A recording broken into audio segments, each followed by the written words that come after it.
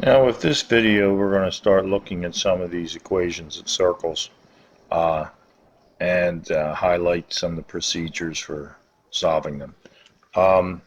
These first couple should be pretty elementary. What we know is all circles will have an equation of this form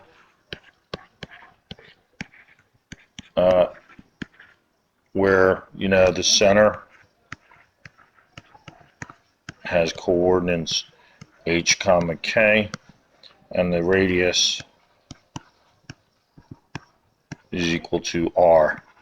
So these first two are very straightforward. It's just identifying this as the center, plugging it in, identifying the radius, plugging it in as well. Okay, they should not create any overwhelming difficulty.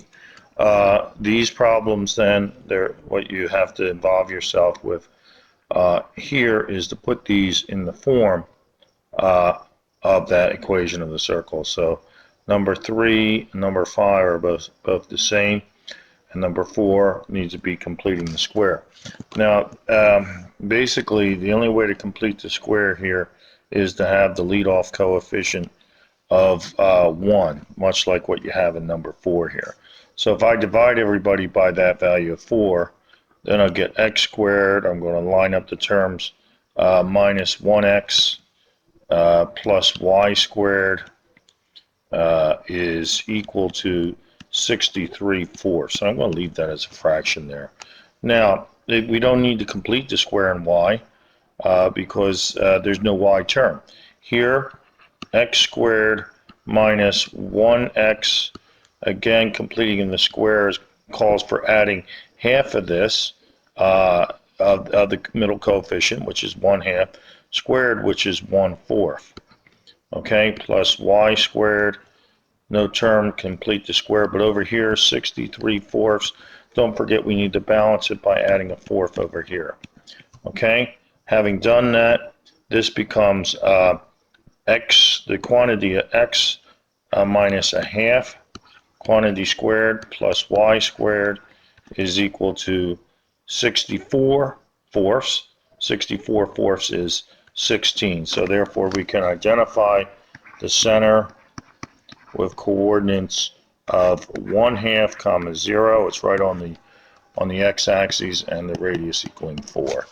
Okay, so that's pretty straightforward. 4 will be just as easy.